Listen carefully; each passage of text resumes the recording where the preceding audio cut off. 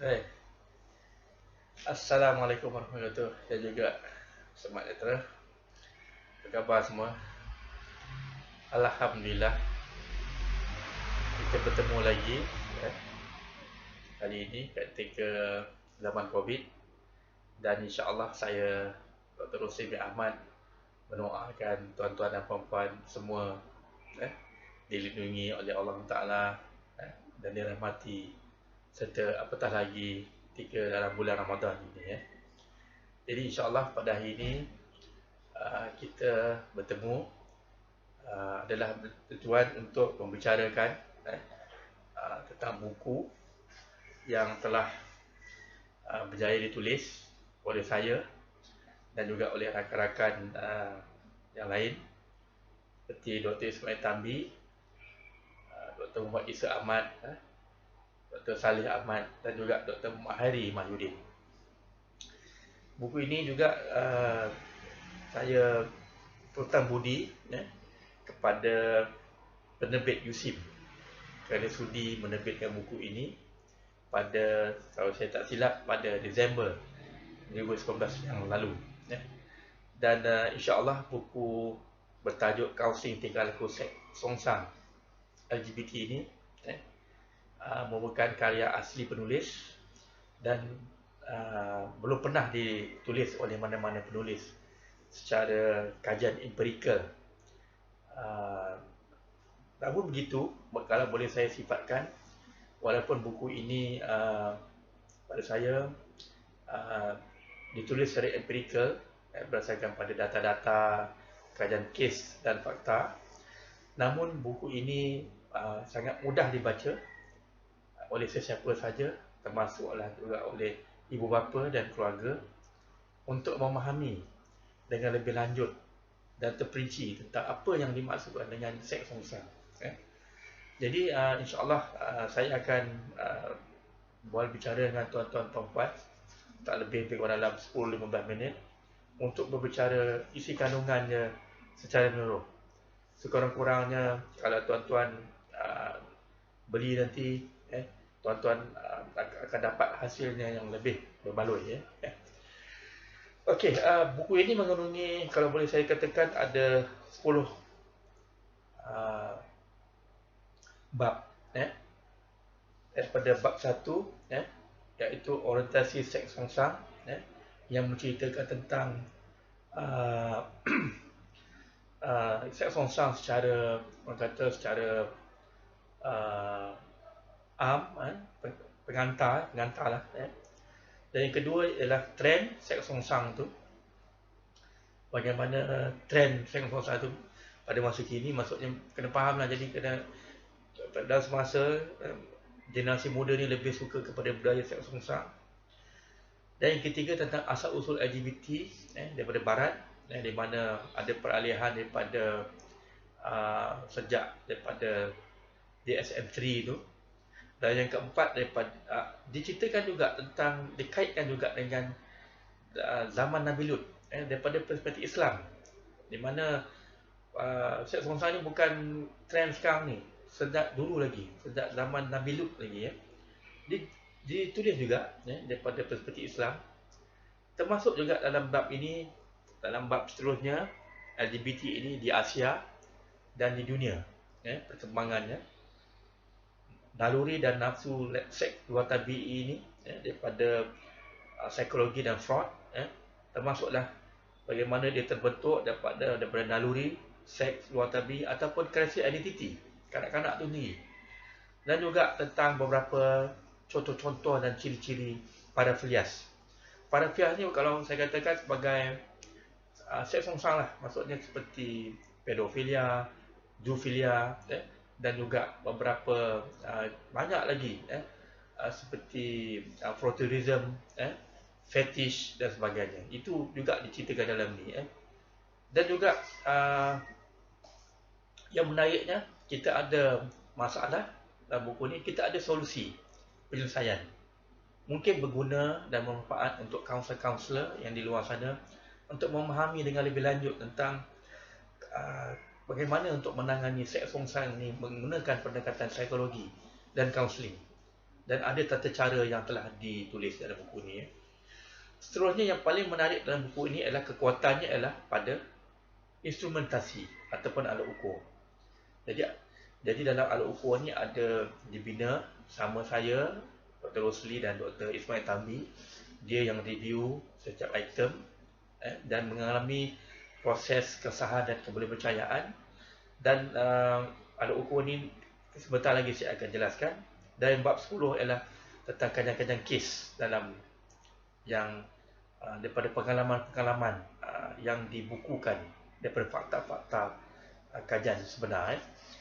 Jadi sebentar lalu tentang buku ni yang boleh saya ceritakan, ini yang menarik dalam bab 1 tentang ada beberapa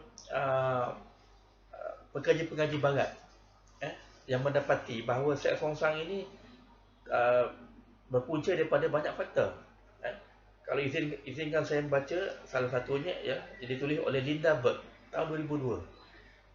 Yang ditulis secara ilmiah dalam buku Handbook of Lesbian and Gay Studies, iaitu Unusual Fingers, Scientific Studies of Sexual Orientation. Yang dalam buku ini ditulis tentang di mana LGBT ataupun seks songsang ini terhasil daripada faktor DNA, genetik, molekul badan, bahasa, fungsi otak, otak, dan juga termasuklah fizikal nisbah panjang jari dan berkaitan dengan orientasi seksual. Mak ada kita nak terima ataupun nak percaya, mak ada ataupun mitos, tetapi orang-orang barat telah mengkaji tentang faktor-faktor ini dikaitkan juga dengan jari lelaki, jari perempuan, mak ada lelaki itu maskulin atau perempuan itu feminin. Semua diceritakan terkandung dalam buku ini. Seterusnya ada beberapa ditulis juga tentang orientasi seksual ni daripada Albert Kinsey tahun 1948, daripada Seven Great Orientasi Seksual oleh Fritz Klein 1993, dan juga oleh Robert Epstein yang menceritakan tentang dimensi orientasi seksual pada tahun 2006. Kalau boleh saya kupas, ada beberapa ciri-ciri yang telah ditulis oleh Robert Epstein. Antaranya ialah pertama daripada naluri, kedua daripada fikiran, dan yang ketiga daripada rangsangan nafsu, dan keempat daripada tingkah laku, dan kelima daripada hubungan seksual sesama jenis. Seterusnya dalam buku ini juga mengupas tentang beberapa orang-orang barat seperti Carl Maria Canby, Richard von Krafft-Ebing, Magnus Hirschfeld, hinggalah kepada Sigmund Freud yang menulis tentang seks songsang. Dan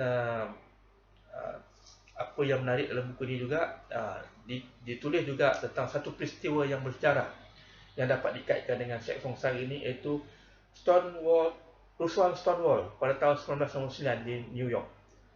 Dan kalau saya tak silap, dengan adanya peristiwa Stonewall inilah maka tercetusnya ledakan di mana LGBT ini mula diterima dalam masyarakat, yang bermula daripada ahli-ahli kabinet di barat, di US, melebar luas hingga ke Europe, dan akhirnya sehingga kepada komuniti-komuniti bahasa di macam Asia kita hari ini. Hatta kalau dulu di Malaysia ni LGBT ni bukan satu perkara yang kurang, kalau dulu transgender saja, tetapi sekarang ni lesbian dan gay begitu ramai sekali berlaku dalam masyarakat kita ini.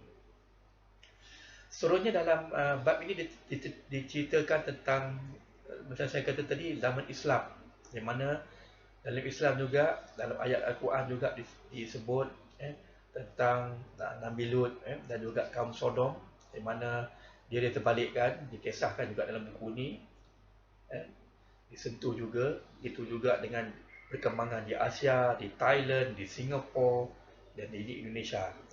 Dan apa yang menarik juga, kita nak tahu apakah dia ni naluri luar biasa ni satu yang biasa ataupun yang luar biasa. Adakah ianya melibatkan pada peringkat kanak-kanak krisis identiti ataupun naluri Jadi boleh baca dalam buku ini. Seterusnya disentuh juga tentang ciri-ciri tentang parafilias dalam buku ini. Banyak jenis parafilias, antaranya kalau izinkan saya baca, contohnya seperti fetish, paternalism, pedofilia, pedofilism, sacrificosis, sadism, sadis, uh, uh, voyeurism, dan juga zoofilia. Banyak. Jadi dengan adanya ciri-ciri ini yang telah dikaji, ditulis secara terperinci, maka sekurang-kurangnya dapat memberi insight kepada tuan-tuan untuk memahami dan membuat perbezaan antara ciri-ciri seksual dan juga seks songsang dan LGBT. Seterusnya buku ini juga macam saya kata tadi, di sebalik ada penyakit, kita juga ada bagi obat untuk menyembuh segi pendekatan rawatan, rawatan kaunseling. Termasuklah juga dalam buku ini ditulis tentang beberapa kaitan dengan addiction, seperti dalam ni bagaimana kita boleh apply kalau kita sebagai kaunselor melihat model oleh state of change, model perubahan dan juga proses perubahan daripada trans-theoretical model untuk menangani ketagihan ini. Ketagihan ini bukan saja boleh saya katakan daripada dadah, daripada bahan, tapi juga apabila seks songsang ini dilakukan juga mengalami ketagihan. Seterusnya diceritakan juga bagaimana contoh-contoh kes kaunseling yang terbaru dalam ni, dan yang menarik sekali dalam buku ni kekuatannya adalah pada alat ukur yang dibina oleh saya dan juga Dr. Ismail Tabi. Jadi izinkan saya sedikit mengupas tentang alat ukur ni. Dinamakan sebagai Inventory Pencegahan Perlakuan Gay, Rosie dan Ismail, IPGRI. Alat ukur ni mengalami proses kesah dan kepercayaan, dan kalau boleh saya izinkan saya baca, antaranya ialah gay ni contohnya ialah ingin mencium dahi lelaki, ingin mempunyai perasaan gelora bersama lelaki, tentang segi seksual. Jadi tujuan alat ukur seksual ni dibangunkan adalah untuk mengenal pasti simptom-simptom yang berlaku ataupun ada pada kanak-kanak di peringkat awal lagi. Jadi bila kita sesuai dengan ayat Quran kata, ataupun dalam Islam mengatakan to prevent is better than cure. Mencegah itu lebih baik daripada mengubati, kan. Jadi bila kita dapat ibu bapa ataupun kaunselor atau ahli psikologis atau sesiapa saja dapat mencegah peringkat awal, maka kita akan menghentikan tingkah laku yang buruk ini di situ, dan akhirnya dapat ambil klien kita tadi, ambil kanak-kanak tadi kepada kaunselor atau ustaz untuk mengubati. Berbanding kita, jadi ini merupakan satu panduan kepada ibu bapa untuk mengenal pasti anak-anak mereka, kerana peringkat ini merupakan peringkat yang paling penting dan paling mustahak. Jadi alhamdulillah buku instrumen ini telah diguna pakai oleh kaunselor-kaunselor di peringkat sekolah. Ada juga saya pergi ke seminar-seminar majlis-majlis ilmu, di mana mendapat sambutan yang baik oleh kaunselor di sana, dan juga oleh guru-guru mara. Pengalaman saya mendapat feedback yang baik kerana mereka ni tak ada pengalaman untuk berdepan dengan isu-isu seks songsang dan LGBT. Jadi sekurang-kurangnya ia menjadi satu panduan dan rujukan kepada mereka untuk mendapatkan ilmu, dan dengan ilmu itu mereka dapat membantu untuk usul-usul pencegahan. Dan yang paling menarik sekali tentang instrumen ini ialah instrumen ini tidak dibangunkan oleh orang-orang barat ataupun oleh ahli akademik barat, tidak.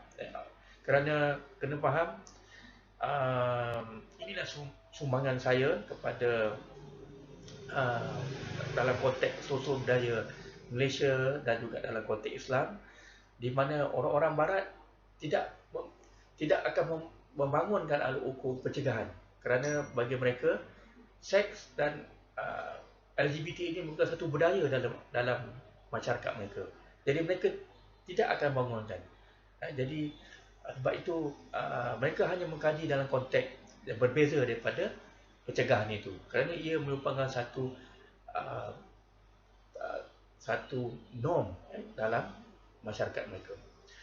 Dan yang terakhir boleh saya kupas adalah kehidupan gay dan lesbian daripada kajian kes. Ini juga daripada sumbangan dan idea daripada masters dan bachelor saya, yang saya tulis balik, kupas balik secara, dan ditulis secara menarik kajian kes, dan mungkin daripada kajian kes ini dapat diambil iktibar, pengalaman mana yang baik untuk dijadikan sebagai panduan untuk dalam usaha-usaha kita mencegah tingkah laku yang buruk ini, insya-Allah. Jadi buku ni saya juga sekali lagi ingin mengucapkan ribuan banyak terima kasih kepada rakan-rakan rakan-rakan penulis yang saya sebut tadi, dan juga tidak kurang kepada penerbit USIM yang sudi menerbitkan buku saya. Dan kalau boleh saya bacakan sini, harga kos ni adalah sebanyak RM36. Pada saya apalah kiranya harga RM36 dengan nilai ilmu dan fakta dan juga usaha yang telah dibekalkan oleh penulis untuk membukukan buku ini secara ilmiah dan secara santai untuk dikongsikan kepada anda semua, dengan insya-Allah dengan mudah-mudahan berkat buku ini boleh dapat mencegah anak-anak kita, keluarga kita daripada musibah seks songsan dan LGBT, dan kita mencapai kesejahteraan sosial dan keluarga yang lebih baik. Mudah-mudahan saya harap tuan-tuan di luar sana sudi-sudikanlah membeli buku saya daripada penerbit, dan insya-Allah saya doakan tuan-tuan semua dilindungi Allah, dirahmati dan dijauhi dan serta bebas daripada gejala penyakit sosial LGBT yang semakin parah pada masa ini. Dengan ini saya sudahi dengan ucapan wabillahi taufiq wal hidayah. Wassalamualaikum warahmatullahi wabarakatuh. Jumpa lagi.